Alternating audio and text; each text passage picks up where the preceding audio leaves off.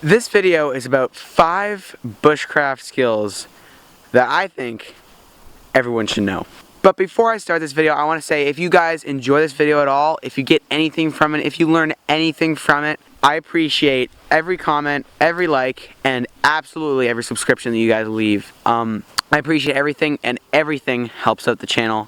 So if you guys get anything from the video, I highly encourage you to do one of those 3 things. Alright, let's get right into the video. So the first thing is fire starting. Now, when we're talking about fire starting, we're talking about fire starting with like a flint and steel, magnesium, fire steel, anything like that, and that's what we're going to be doing. I got one of these doodads. You're supposed to scrape off the magnesium, but honestly, I just use this striker part here. I don't know, I don't really have the patience to do the other way. Obviously, it's going to wear this thing down quite a bit. It's almost on its last legs. But so if you have a fire steel, flint steel, magnesium, ferro rod, anything like that, that's what the first skill is going to involve. So the first thing we're going to talk about in this category is your tinder, or what you're going to start the fire with. So I'm going to go around. I'm going to talk about one tinder in particular, which is in my opinion, the easiest one, and the one that's easiest to gather. This is definitely my opinion where I live. I live in Canada, so it's going to be different for wherever you live. But I'm going to go over and show you my favorite tinder so far, and the one that I find the most convenient, which is birch. Birch bark is my favorite so far, I think. So I'm going to show you guys how to gather this, and I'm going to show you how to light it with a ferro rod, flint, steel, whatever. So on a birch tree, you don't want to just rip off all of its bark. The stuff that's sort of flaking off, like this stuff right here, just pull that off. Do the same with this stuff up here, and just harvest this stuff. And as you can see where I got some in my hand, that's what it looks like right there, gathered up in a little bundle. And this is what we're going to be starting our fire with. So here we are, we have some evergreen trees here, and this is where we're going to be getting our first stage of wood. Just some little stuff to get the fire started. So we got some evergreen trees here, and underneath them are some dead limbs. These dead limbs here should just be able to snap right off, and these are going to have some resin in there, like basically the sap from the tree, and that burns up super hot. So you just want to collect some of those. That should flame up really nicely. Now if you can't find stuff like this, you can just find small little twigs and stuff that are really dry, and that will work also. I got this little bundle here. We'll grab a little bit more of this stuff, and that should be enough to get a good flame going. And don't worry, you can harvest basically all this because you know it's dead, so it's not going to hurt the tree, and that's pretty good right there. And we got a little area here that's free of snow. We're just gonna, a lot of this stuff on the ground's wet, so you're not really gonna have to worry about it catching. As long as you make sure your fire's put out when you leave, and you should be fine. As long as you make sure it's out completely, you can just keep snow on it, or put some water on it, or whatever you need to do to get it out. Clear that area like that. You can put your little twig pile there. Alright, so once you have your first stage of wood going, which is just like teeny twigs and stuff, you're gonna need a little step up. I like to go for some dead hardwood if I can, but softwood is really good too because it's got resin in it, and that's gonna help your fire. It'll make some really nice hot flames and stuff until you can get some hardwood on there. But if softwood's all you can get, then that's fine too. But what I like to do is I like to find like a dead maple, dead hardwood, some kind of hardwood. Birch is fine, maple's fine, something that's not spruce or evergreen. In my case, I believe I've got a down maple here, so this stuff is super nice and dry, super dry. I'm gonna pick some of these pieces off, sort of pieces like this, like that, and that'll be our next step up. So I'm gonna spend a little bit of time grabbing some stuff like this. Then we're gonna move on to pieces like this, which is just bigger than what you got. So I'm gonna grab some more pieces like this, and that'll show you the next size of wood. So hardwood is gonna give you some really nice coals, and that's what's gonna give your fire a good heat and make it stay hotter for longer, I guess, because softwood is going to burn up really fast and really hot, but it won't last long, like I said, because it's going to burn fast. So getting these hardwood stuff is going to give a nice bed of coals to your fire. So we're just going to grab some of these. We're not going to make a huge fire today, but once you get an okay fire going, which is what I'm going to show you how to do, then you should just be able to pile more dead, reasonable sized dead stuff on it, and you should be good. As long as you got a good fire going with the type of wood I'm going to show you, you should be okay to put on some bigger stuff. And that's good for our next size of wood. So once you got your little kindling going and your little smaller sticks here, you want to grab your tinder that you gathered previously. You want to grab your tinder that you gathered, And there's a bunch of different types of tinder, but the biggest one that I'm going to be using is birch bark. You can also use just scrapings from dry logs, little like curls they call them. You can check into that for yourself, but this video I'm just going to be covering birch bark because that's the one that I use most anyway, and I think that's in North America, that's what you're going to be using a lot. And other places there's also birches too, you know.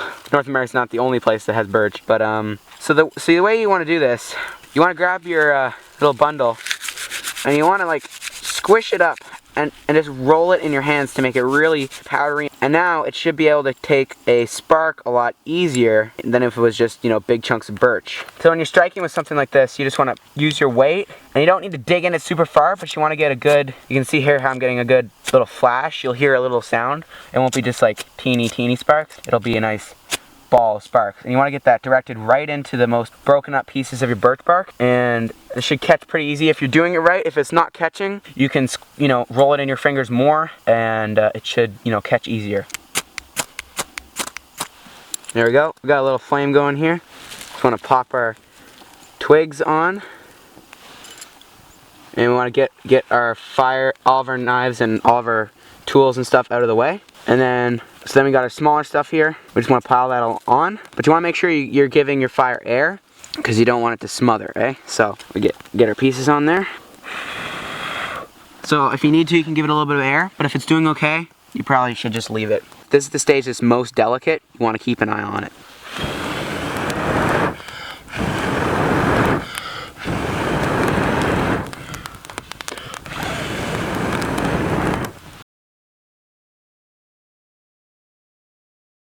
Okay, so that's the first skill I'm going to talk about in this video, and that was fire starting with a flint and steel, magnesium ferro rod, or anything. We're going to move on to fire building, which is basically, you know, keeping your fire going, and, you know, more so getting that bed of coals that you're going to need to cook stuff on a fire. So stuff like this is going to be like your next size. More so stuff like this. This is the biggest size I'm going to show you guys today, just because of the place that I'm building my fire. I don't want to have it too big a fire, otherwise it might spread, which I don't want to happen. But we have this. This is a thicker piece of wood. This is what's going to give you, you know, this is going to start giving you some okay coals, and then you can heap on stuff that's like, you know, that big, or, you know, stuff like that. But you gotta make sure it's dry, like I said, otherwise it'll smother out your fire and it won't really burn. So this is some good stuff here. You can just break pieces off of it. Just like that. This whole piece goes up. You can just sort of break it with your knee there. Just put that to the side. You can see how this stuff looks dry. And it sounds dry too. And it's really dry, you can feel it. This stuff's super dry. This stuff's gonna burn really, really good. So I'm gonna get some of this stuff, but I'll bring up a little bit here. This video, if you guys really want to know like super in-depth stuff, this video is gonna be more so for beginners, because I would consider myself a beginner bushcrafter, I guess. So this is just gonna be some stuff that I've learned that I'm gonna be showing you. So if you've been doing bushcraft for like 5 years or something and you know a lot about it, and you know, you might just be sitting there cringing at this video, but this video is more geared toward beginners. Now since this is hardwood, it's a little bit harder to break. You can't really break it on your knee, or I can't right now. So I'm gonna show you a little method of breaking bigger stuff, and even the bigger stuff, like this stuff, like the size that's big. You can use this method, which I'm about to show you. So something like this is what I'm looking for, where you can put your piece of wood in, and you should be able to use your body weight to snap it. And this method also works for bigger stuff, like I said. You might need a bigger opening in the two trees if you want to do bigger stuff, but for this kind of stuff, these sizes of trees works perfect. So I'm just gonna keep gathering pieces like this.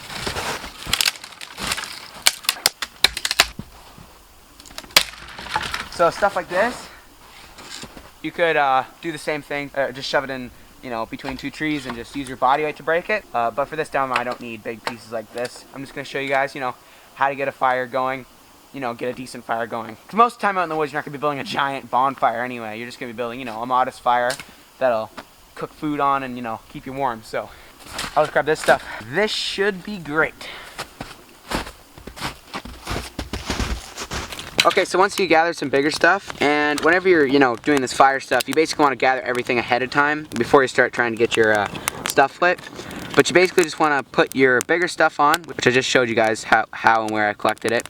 You just want to lay that on. You want to keep making sure it's got, you know, good amount of air there. So we'll just lay this stuff on, just like that. And it should be okay by itself, but if you need to, you can give it some oxygen just by blowing here on the bottom.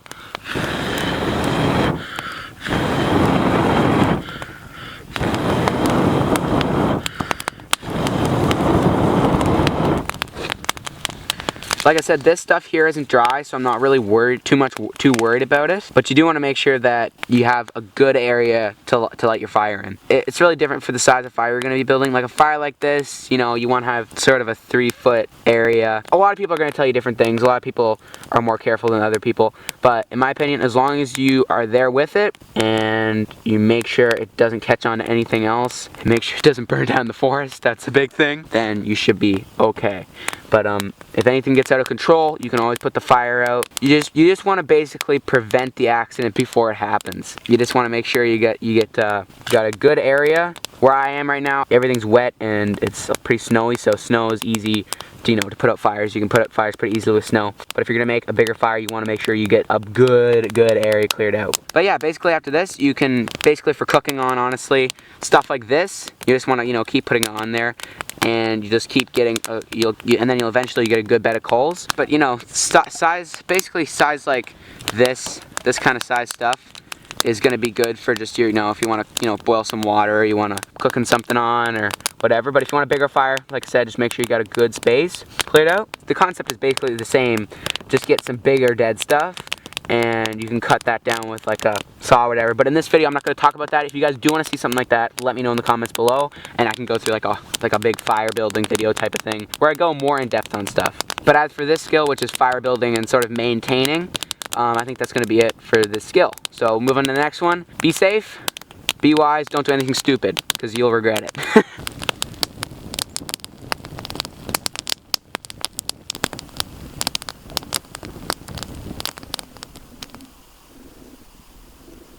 Okay, so for the next skill, I'm going to be talking about trees and stuff that you can eat if you're in a survival situation, or if you're just, you know, bushcrafting, having a good time, you can, you know, try it out or whatever. But here's some evergreen trees. First thing I want to say about them is that the needles can be chopped up, put in boiling water for around 5 minutes. For sure, the needles of a pine, these ones might be the same, but I know that they contain more vitamin C than a freshly squeezed orange. So that's really good to know. So if you're struggling to find vitamin C, if you're out in like the north, like where I live, where you're not going to find a random orange tree, you know, growing somewhere, that's a good thing to know because lack of vitamin C can kill. Birch trees. The inner bark can actually be dried and ground into flour, which is pretty crazy. They can be tapped for their sap. You can drink the sap. It's really good. Got good sugar in it. And sap can also be boiled down, and you'll get something similar to maple syrup, which is really interesting. And also another use for them. This isn't really a food, but another use for them. Well, I'm sure you could eat it if you're in dire need, but also another use for them is the bark, which can be obviously, like I just showed you, used to start fires. Also on birch, the twigs and the bark, you can chop them up, put them in boiling water, and you can have a very nice tea. Alright, that's going to be it for the third skill, which is, you know, it's just sort of having awareness of, you know, the types of food you can eat, the types of, you know, trees that you can use for food and stuff. If you guys would like to see a video like on some bunch of wild edibles, let me know in the comments below, and we can hopefully, you know, make that happen. I'll definitely consider it for sure. We're going to move on to skill number 2, which is knife safety and, you know, whittling, and just a few safety tips there. I guess safety is sort of a skill, but if you guys want to classify as that as one, then great. If you guys don't, then you know, I think knife handling is definitely a skill. So we're going to talk about that next. Okay, so moving on to the fourth skill. Like I said, this video is more for beginners. So you're not going to, if you're a hardcore survivalist, hardcore bushcrafter, if you want to watch the video, that's great. But if you don't, and you know, you're just here to learn some new skills, I'm probably not going to teach you anything new. But if I do, then that's great. But like I said, this is more for beginners. So if you're not a beginner, you can keep watching. But if you just don't want to hear somebody talk about stuff you already know, then, you know, skip the video. But the knife that I have, I got one on my belt here. This is just a hunt shield knife, but I really like it. It's a full tang knife. So we're going to talk about sort of safety and sort of maybe some whittling stuff right here. When it comes to knife safety, you don't really want to be walking around with a knife. As you can see, I'm not walking here. I'm pretty stationary, And whenever you're, whittling or using a knife, you always want to be working away from you, unless there's some exceptions with different types of knife skills or different techniques in whittling and stuff. But for now, if you're just a beginner, try to always work away from you. So if you're cutting something like this, work away. Cutting something like that, just work away. And when it comes to just cutting down little pieces like this, you should just be able to sort of whittle it down, or you can just sort of chop it like that, and that'll even break it. This is sort of dead, but really the thing that I'm going to talk about here is knife safety. You always want to be careful and work away from you. Like I said, there are some exceptions, but for most of the time, you want to be working away from you. Okay, so let's just say you come up with a tree like this. I think this is a maple tree, and there's a lot of these trees where I live. There's no shortage of them, believe me. I'm basically standing in a whole forest of them. I mean, a lot of the trees around me are maple. So I'm gonna cut this down just for a little demo here. When you're cutting down a tree like this, I like to just sort of hack. When you got a bigger knife, you should be able to do this, but you can just sort of hack away the tree here, or you can whittle it down, just sort of whittling it like that, and just sort of cutting into it. But once you get it whittled down like this with your knife, you should just be able to snap the tree like that. And for some kind of lean-to or something like that, if you have a bigger tree, you can sort of do the same thing, but then keep this on and then sort of, put brush on either side. But that's not what we're talking about right now. Once you get, if you're gonna finish cutting it, you can just sort of hack away like that. There you go. That's not the most clean thing, but if you're using a knife to cut down a tree, it's not gonna be the most clean thing anyway. Like I said, it's not really a bad thing, especially in my area, to cut down trees like this, because they're basically everywhere. Well, I don't feel bad for cutting down one of these trees just for a demo to show you sort of how I would go about doing it most of the time with a knife. So really the big thing that I'm stressing here is safety. You want to make sure you're safe. You want to make sure you're using your knife safe. You don't want to walk around with a knife. You want to make sure it's in your sheath if you're not using it.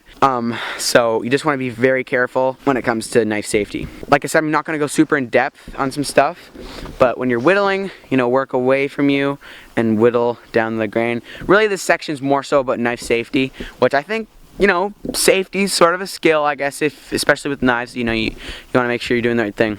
So I think that's going to do it for this section. I was mainly, focusing on knife safety, but I did show, a little bit of how to cut and stuff like that. But if you guys want an in-depth tutorial or an in-depth look at any of the stuff that I'm talking about in this video, let me know. Another thing that you can do with your knife is called batoning. If I can, I'll get a clip up, I'll put it up right now, what that actually looks like.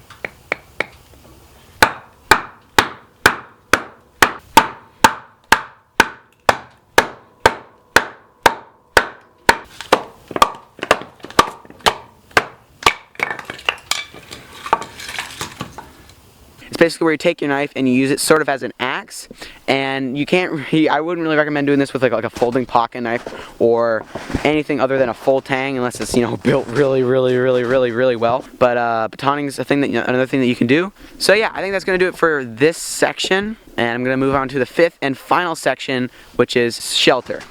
When you're out in the woods bushcrafting, shelter, if you're going to be doing it overnight, you're going to need some kind of shelter. Unless you're using a hammock or a tent or something like that and you're going to stake it, you're going to need to build a shelter if you're doing it overnight. So when you're building a shelter, there's a couple different types of shelters, but right now I'm just going to talk about one, which in my opinion is a fast and easy shelter to make, which is a debris shelter. I'll put some clips up here right now showing you sort of how to build a debris shelter, or the way I built it in my previous video, where I sort of made a debris shelter, but it wasn't really with leaves and stuff. It was more so with evergreen boughs and snow. But you basically find a tree over there. Whenever we were cutting down that tree with the knife, like I said, I mentioned something about you can make a shelter with that, which is where you just don't completely cut it off, and then you can put debris and like a bunch of boughs and stuff on to add insulation. When you're making a debris shelter, you want to have as much insulation as you can get. The videos that I'm showing you right now, I use snow as the main insulator, and snow is actually a really good insulator. There's different types of snow shelters where you can, there's actually one where you can just use like a pine tree,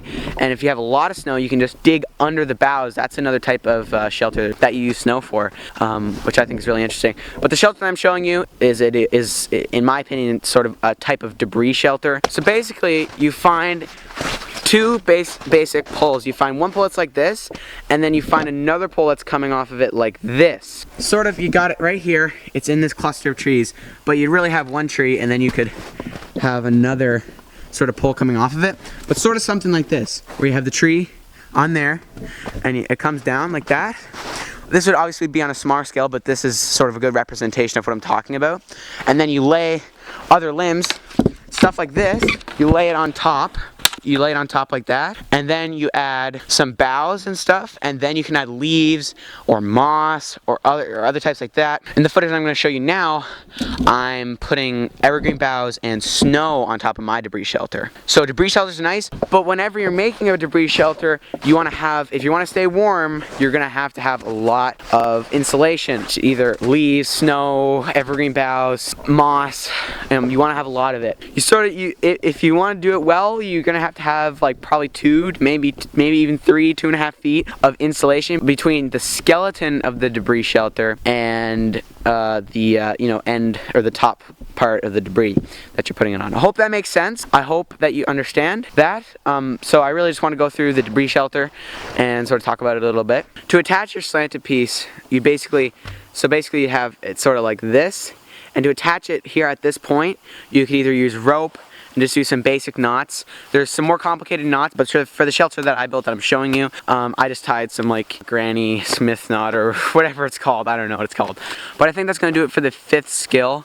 This video was a basic video covering some basic skills that I wanted to talk about. It's not a very complicated video. It's not a very in-depth video. I just thought I'd make it so for some beginners that are just beginning, they have some kind of understanding of some basic bushcraft skills. So if you guys did learn anything from this video, a like, a comment, a subscription, all that stuff, any of that stuff is highly appreciated, and I encourage you guys to do it because it helps out the channel and the video quite a bit. So I think that's going to do it for today's video. Like I said, if you guys are some hardcore bushcrafters or you're like just some, person that, is intermediate in bushcrafting, assuming you probably already know this stuff, but this is just, 5 basic things that I wanted to talk about. But that's going to do it for this video. Anyway, guys, thank you so much for watching this video, and I'll talk to you in the next. See you then.